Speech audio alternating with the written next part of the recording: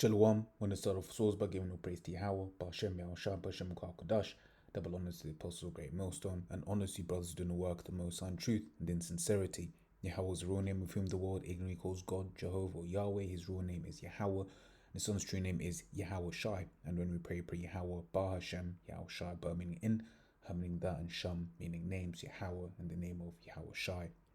Real quick, not got much, but this is inspired from, it was just sending one of the Archeum a voice message, and it was just kind of just talking about imagery and stuff like that. How in Esau's television programs he is, the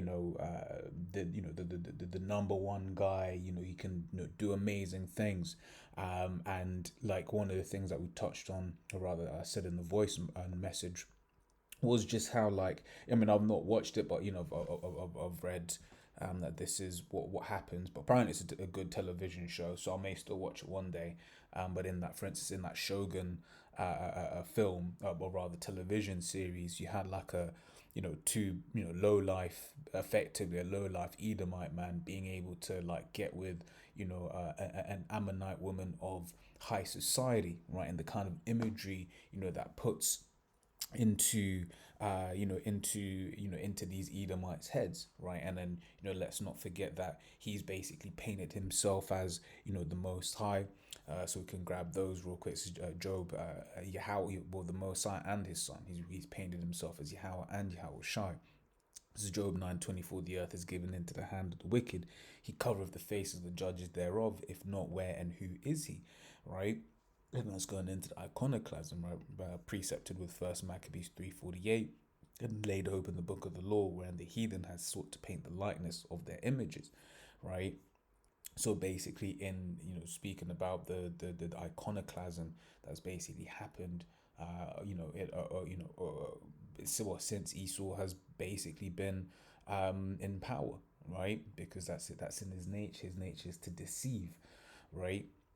So yeah, just the power of imagery, how once again he paints himself as being this saint, right? In fact, we can grab that as well.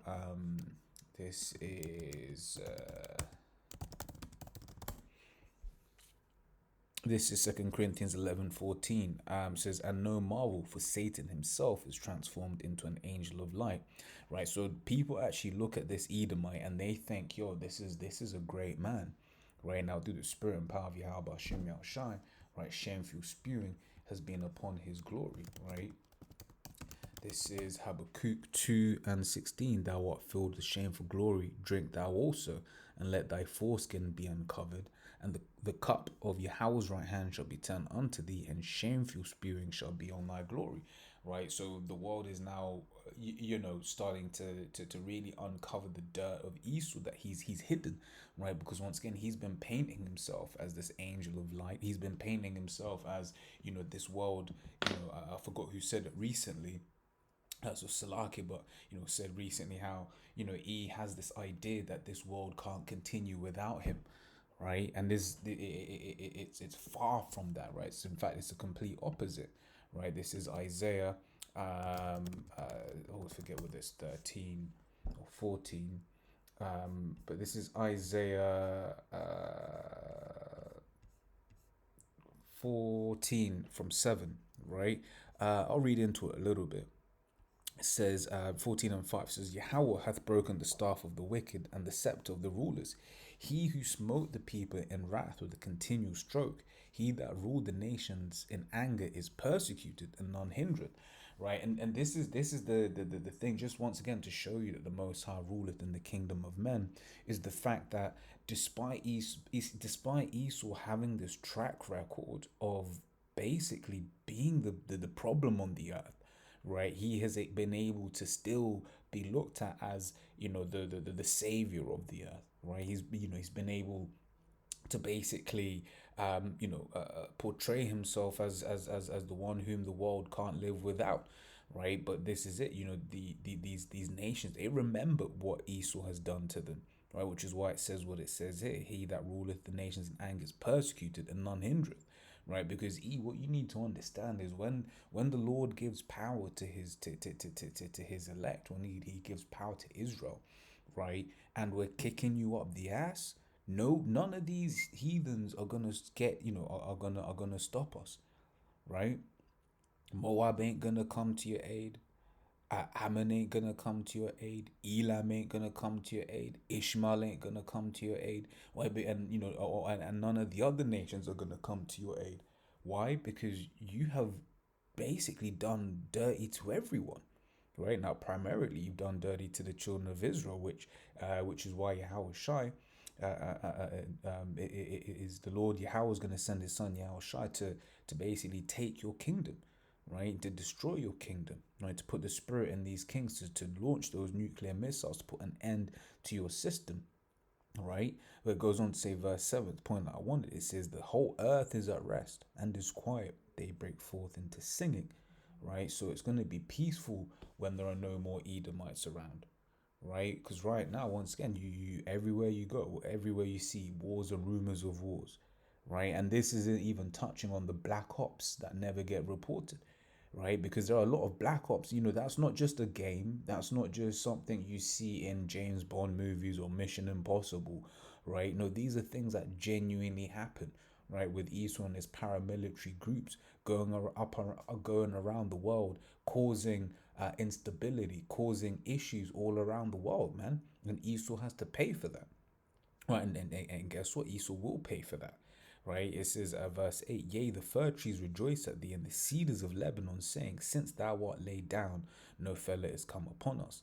Right? So basically, all of the trees, the peoples, right? People are gonna be happy since when you get cut down, right? And nature is gonna be happy when you get brought low, right? Because you've done nothing but destroy this earth, and once again showing you the power of the Lord, right? That He's allowed Esau to be able to reinvent himself into an angel of light. He's the one that was behind World War One, World War Two, right? The deaths of hundreds of millions of people. He was the one that dropped atomic weapons, right, on Hiroshima and Nagasaki, right, killing loads of people. He's the one that did loads of nuclear tests, right? Irradiating, rather, I don't know if irradiating, but basically, putting nuclear pollution into the atmosphere, right? Killing the people and making sick the people that were working on those tests, right? He's the one that has weapons of absolute destruction. Esau wants to talk about doubling up. The Lord has given this man weapons of absolute destruction, right? And he's got them pointed at different places on earth, right? But yet he's been allowed, the Lord has allowed him to be able to reinvent himself, right? That imagery, right? The fact that he's got the Hollywood, because that's witchcraft. The apostles speak, on that hollow wood, right? Let's grab this real quick. This is Isaiah 47, right?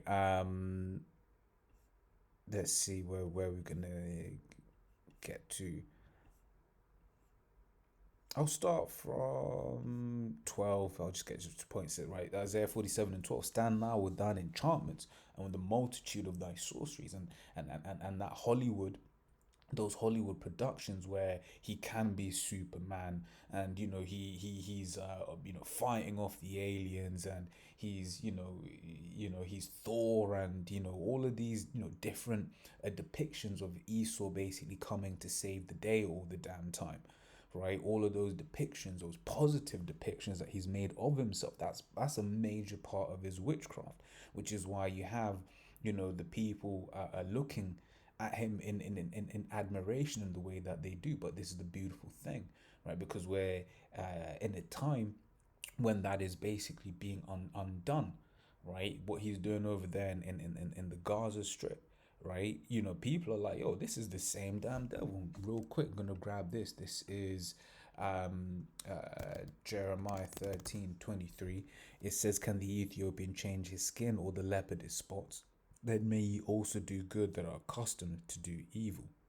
So basically, Esau can't change, right? He can't change, right? But when you read Sirach, the 12th chapter, speaks about, you'll see that his rust hath not been altogether wiped away, right? This man is the devil, right? And the world will be all the better for it when he's no longer around, right? But once again, he wants to give you that image of we can't live without him, right?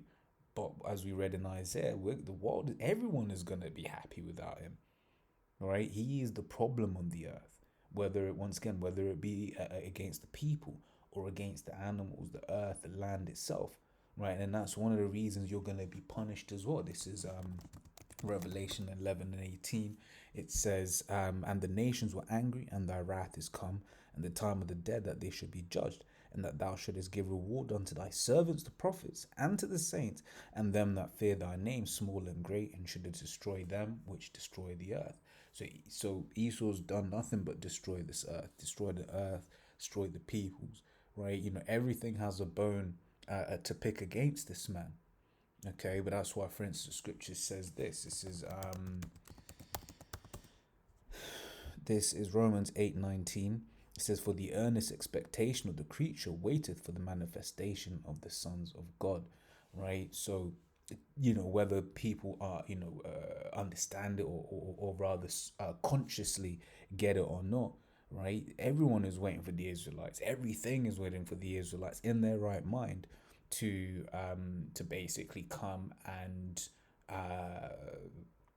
what's the word I'm looking for? Yeah, to basically come and uh, get control over again. Okay, so that's it, man.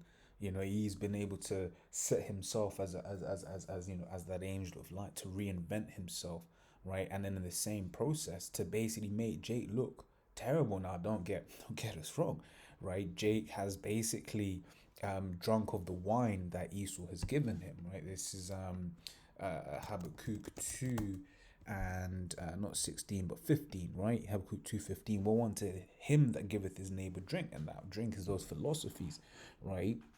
He basically did a number on our people, right? Read Psalm 64, speaks about the diligent search, right? Esau goes into things, right? His heart is deep, right? His mind is deep, right? So Esau goes into these different things to basically be able to use it against people.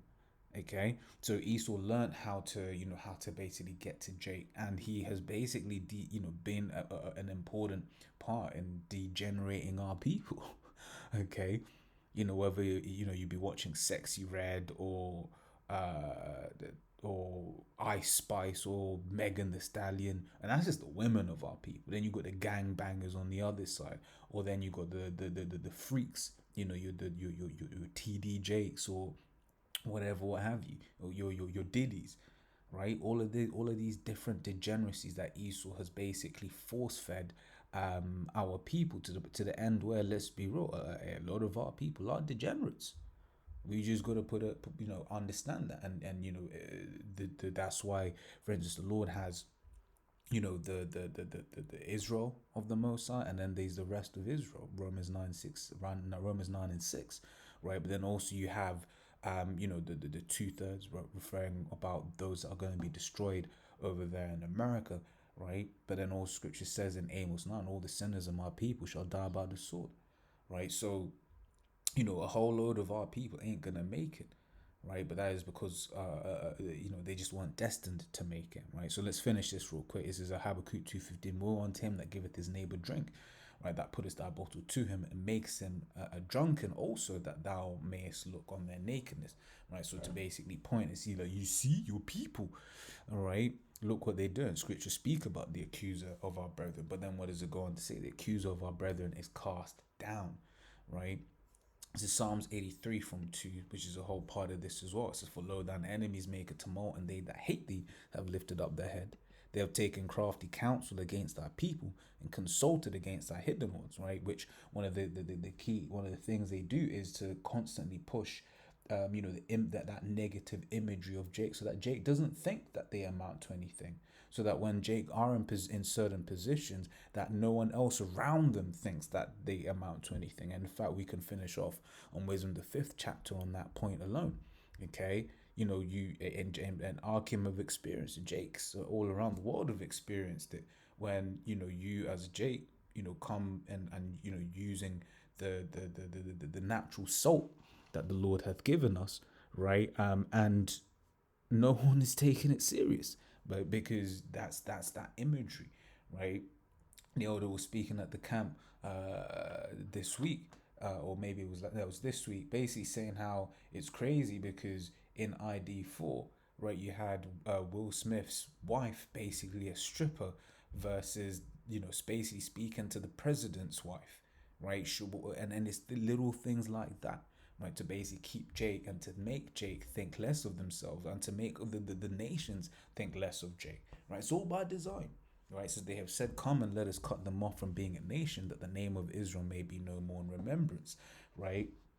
And it's not only just the name, right? It's what else does the name represent, right? Yasha'Allah, he's a prince of the power, right? That's one of the things when the Lord opened us up unto this truth, right? We started going into things. We changed who we are. So just talk about the renewing of your mind, right? And it's understanding that I'm one of the sons of God, right? And if the Lord wills it, there's not much that I can't do. Now, of course, the Lord, all gives us all all our boundaries, in this world, all our quote unquote handicaps of this world, because we're not supposed to be getting into certain things in this world.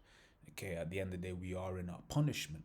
However, it's even just understanding that is a blessing, right? That it's not a thing of ability, right? But it's the fact that the Lord has basically throttled us, if you will. That even that is a lesson on its own. The Lord hath basically throttled us, right?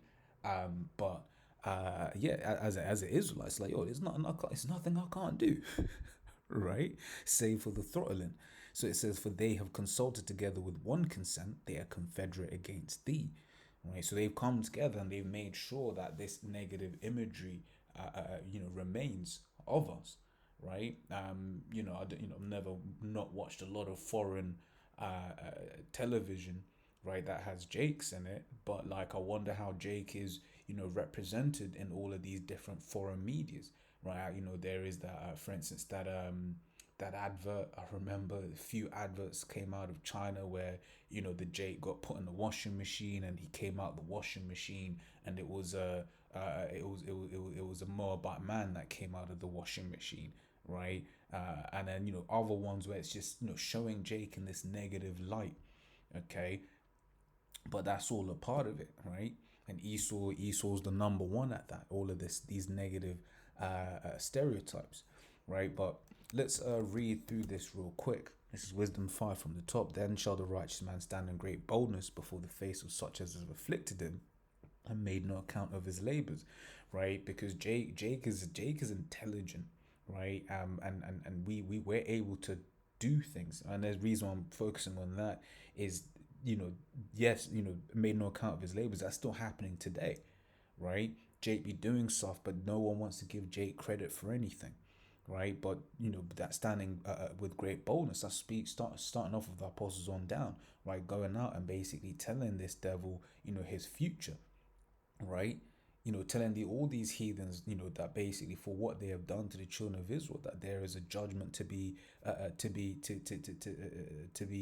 basically there's judgment to come, right? So it's standing in great boldness and telling them, yo, this is what's gonna happen to you. And why with great boldness? Because we believe this, man. So it says, when they see it, they shall be troubled with terrible fear and shall be amazed at the strangeness of his salvation, so far beyond all that they looked for, right? And that's talking about our salvation by way of chariots. It says, and they repenting and groaning for anguish of spirit shall say within themselves, this was he whom he had sometimes in derision and a proverb of reproach, right? Making caricatures of Jake, right? Well, back in the day, it would have been like the gollywogs or, the Aunt Jemima imagery or whatever it was, right? But these times, once again, we're the sons of God, right? It says, we fools accounted his life madness and his end to be without honor. And that's it. These Edomites, especially, think that Jake can't amount to anything, right? They legit think Jake can't amount to anything, but they're going to be proven so wrong, right? It says, how is he numbered among the children of the Most High, and his lot among the saints? Therefore we have erred from the way of truth, and the light of righteousness hath not shined unto us, and the sun of righteousness rose not upon us, right? So yeah, man, these heathens, man, they've got a lot to pay for. Primarily the Edomite, but imagery once again, imagery. That's why people say, oh, why does the color of Yahweh Shai matter? It matters because of imagery, right? Jake's going around truly believing that actually no, the Lord looked like us. That sends a different vibration. That and because you get Jake, yeah, I know that, fam, but do they believe it? Nah, they probably still when they pray, they probably still think of white Jesus, man, right? Whereas we think of Yahweh Shai, and we believe that, and it's understanding that all the great men of the scriptures, they were us. That was us, right? And then more so the fact that these scriptures allow us to see this Edomite as what he is, and that is lesser, right? And that is a powerful place to be when you can look at these Edomites and think, man, you're lesser than me. Whereas let's be real, a lot of Jakes, they don't see that. They may be like, oh yeah, I'm a better dancer than him. But like in terms of Jake thinks that this man is better than us, but he ain't. The Lord has just put him in this position for a period of time, right? So, as always, Lord's, what I was edifying. Until the next time we say Shalom.